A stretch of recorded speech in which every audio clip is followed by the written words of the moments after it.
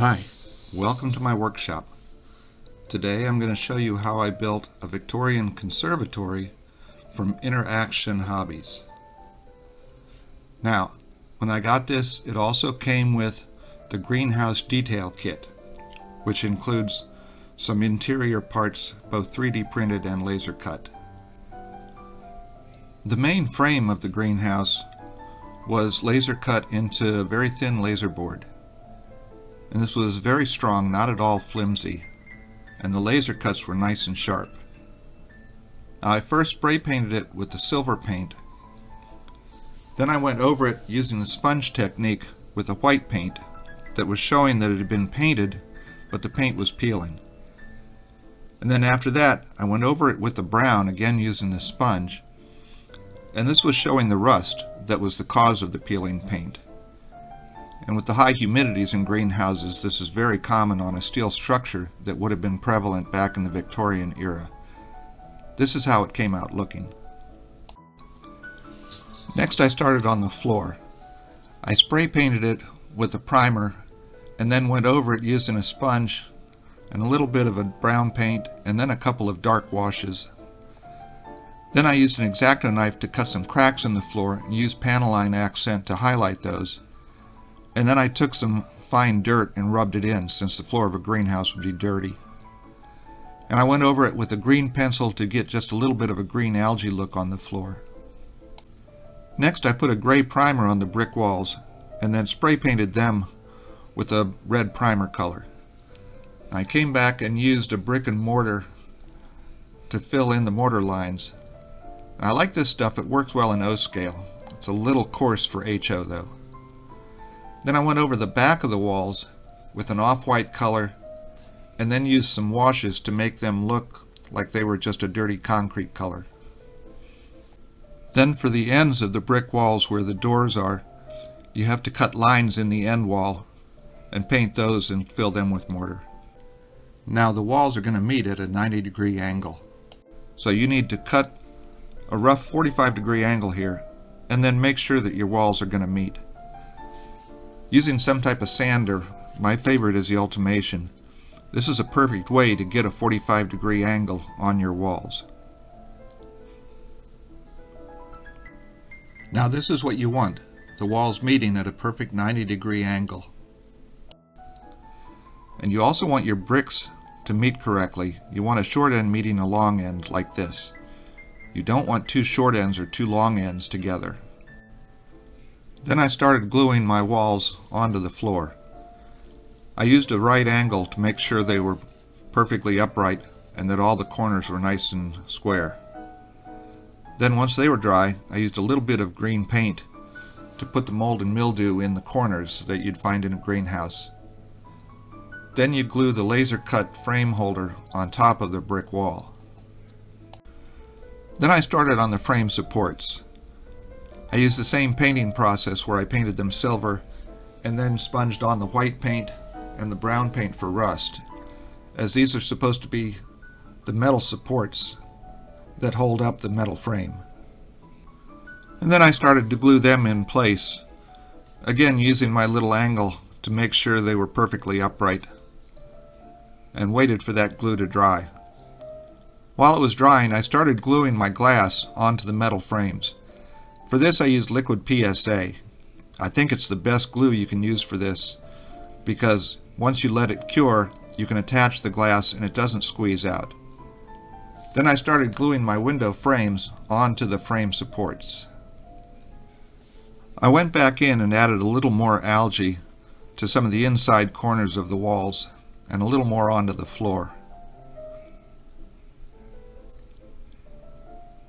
Now I had most of my frame assembled, and it was time to start working on the front entry. So I attached the glass to the entry pieces and glued all of the entry frame in place.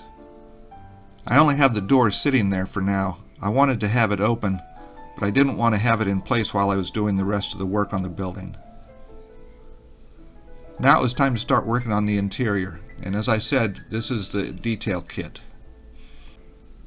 These are the 3D printed pieces that come with it, and you also get a couple laser cut pieces that form the benches and the framework for them. So I spray painted the framework for the benches silver,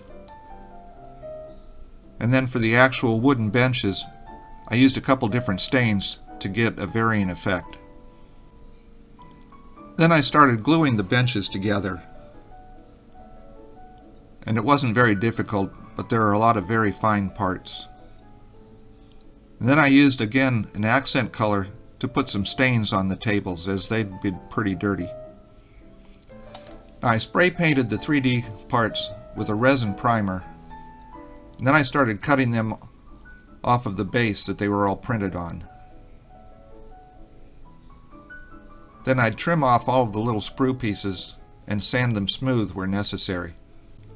So I started painting some of the detail parts, and as you can see, there's a lot of them to attend to. I used a variety of different techniques for these. In one case I painted a watering can a rust color and then sponged on silver afterwards. I found that Pueblo, when thinned down, was a very close match to clay pots, but I wanted to mimic the white powder that's on the outside from minerals leaching through the pot from the water. So I used a white oil paint and mineral spirits, and by thinning it down after applying it, it came out looking like this, which is just what my wife's clay pots look like. There's also a number of wooden pieces, and I have a few paints that I use when I'm trying to mimic wood. These are a couple of the trays, and I came out with a couple different shades that I used on them, as well as on the wooden bucket. And I was finishing up most of the painting that I had to do on my 3D parts, but I still had to add the foliage. So following the instructions, I used some glue and put some of the turf soil into the pots. I also made one of the trays as a plat. I cut a little bit of foam to go in the bottom so I didn't have to use as much soil. And then I started adding all of the greenery and putting them in place as I was finishing them to see how they'd look. All of this painting and adding foliage took a fair bit of time, but it was a lot of fun, and I really enjoyed it. Now, one of the things that Victorians liked was plants with their big leaves. So for the big flower pots, I wanted to make a couple of those. I took some leaves from A Forest in a Flash and dyed them green, and then added them in place into the two big flower pots that go outside. Then I started gluing all of the flower petals that came in the detail kit onto the plants that I had already put together. And this took a little bit of fine glue detail, but it was fun to do. And then I got to decide where all the plants and all the pots and all the details were going to go, and glue them in place and glue the tables in place. Now, one thing that I wanted inside was a container for all the dirt that a greenhouse would use. So I picked up this set of round baskets, and one of them was going to be a trash can, and the other one was going to be a container for the dirt that greenhouses are going to use. So I painted them and stained them, and then I added some dirt inside the one that'll hold the dirt. And this is how all the detail parts look now that they're glued in place. The only other thing I wanted to add to the greenhouse was a hose. Now, back in Victorian times, they had hoses, but they weren't green, they were black. So I made my water pipe out of a small piece of brass, and I made the hose out of a piece of solder. Once I bent it the way I wanted it, I painted it a black color, and then I glued the water pipe and the hose in place, putting a little bracket on the water pipe and a little handle to turn the hose on and off. Now I started gluing the roof supports in place. Then I attached the glass onto the roofing frames, again using my liquid PSA. I can't say how much this helps attaching glass onto framework like this. And this shows the rusting effect that I was going after. And once I glued the ceiling panels in place, I attached the glass to the panels over the entryway. And for this I used liquid PSA because I didn't want any glue to squeeze out onto the glass. Now we had some detail parts to apply.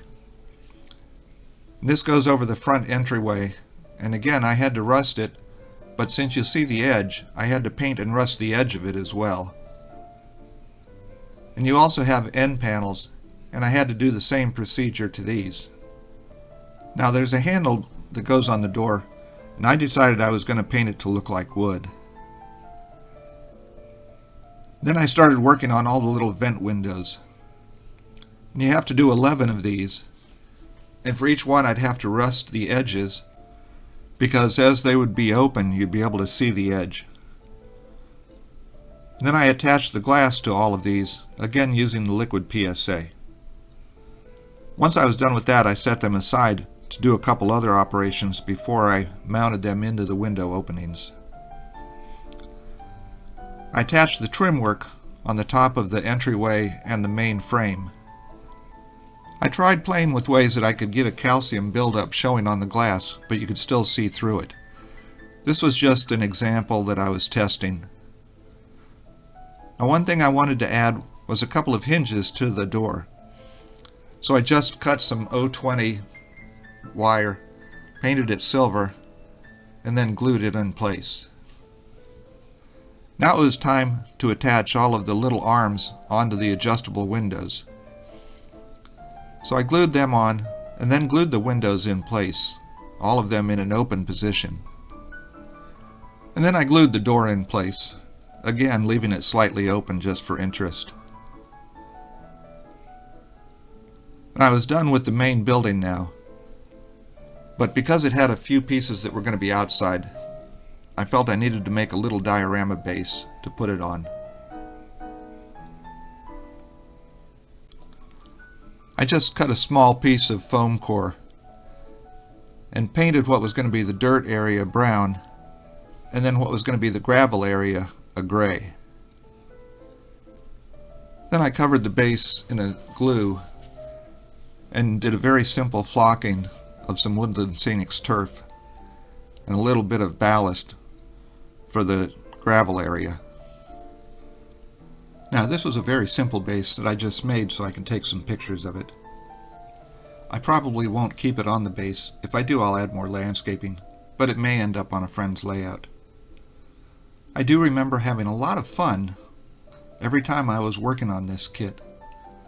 All of the parts fit together well, none of them were flimsy, and it was just a joy playing with all the colors and textures and adding all the interior details. And I'd like to point out that while it's labeled a Victorian Conservatory, it would be appropriate for any time period from the 19th century up to the 21st century.